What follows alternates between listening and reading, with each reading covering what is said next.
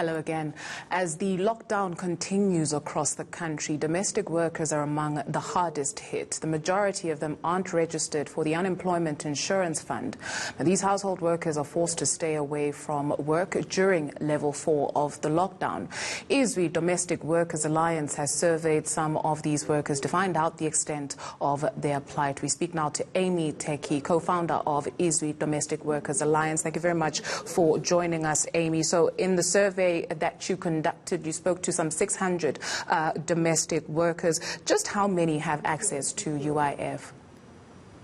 The survey we conducted had 79% said they were not registered for UIF, and another roughly 10% said that they didn't know if they were registered, which means likely they weren't, because most who are registered know. And that lines up as well with other studies that have estimated about 80% of domestic workers, both South African and foreign nationals, are not registered.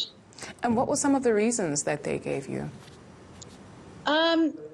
Many were foreign nationals, and some are not documented, but for many who, even if they are documented, their employers either assume that they can't be registered or use that as an excuse not to register them, even though documented migrants are eligible for UIF.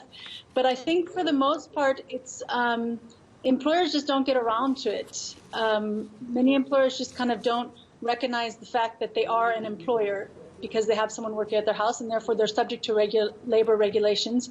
Even if it's an administrative hassle, even if they don't have time to do the paperwork, by law they need to make that time and do it. And they're just, socially there isn't that pressure, and people are lazy, and so it doesn't impact them. They don't think it's important. And now domestic workers are paying the price for that. It doesn't impact them, but it does impact some of the over 1 million domestic workers that we have in the country, most of whom are breadwinners and most of whom are women. What are they telling you about their state of affairs at the moment?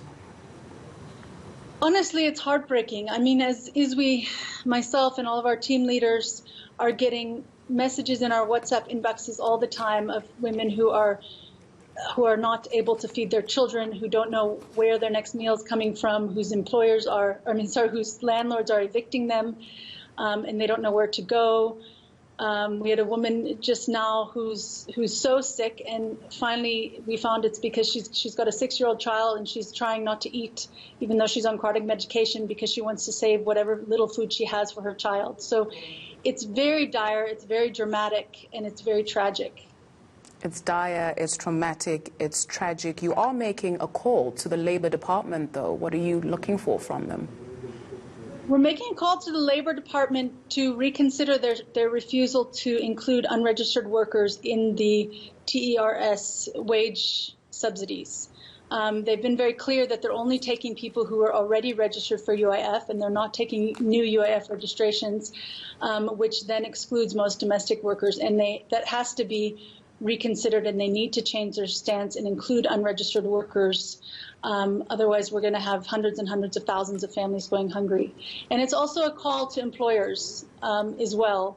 I know there are a lot of employers who are continuing to pay whether or not their workers are working, but according to the survey, that was less than 40%. So about 60% are not getting paid, and many are getting dismissed.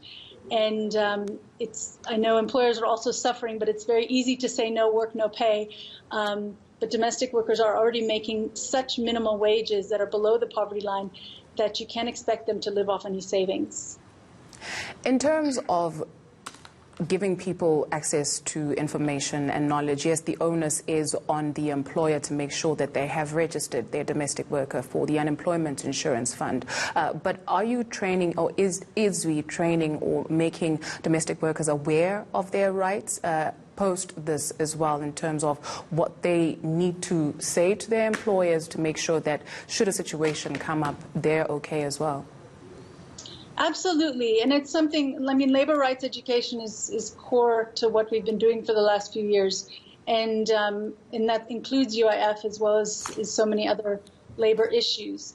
But there are a lot of people who've asked. I mean, we've got women all the time saying, you know, I've been asking my employer to register me, and she doesn't answer, or she says she'll do it and she doesn't do it. So most workers know about UIF, and either they've asked their employer and the employer said no, or there's a lot of there's a lot of power dynamics, so it's often very intimidating for a worker, especially if they worked there for a long time and kind of have a history, to now come out of the blue and say, I want to be registered for UIF, I want a contract, I want pay slips. And so they are hesitant to say anything because their jobs are so vulnerable, and they end up losing out. Thank you very much for your time. Let's let you get back to what it is that you were doing. We can hear your phone beeping off there. Co-founder of Izwi Domestic Workers Alliance, Amy Teki.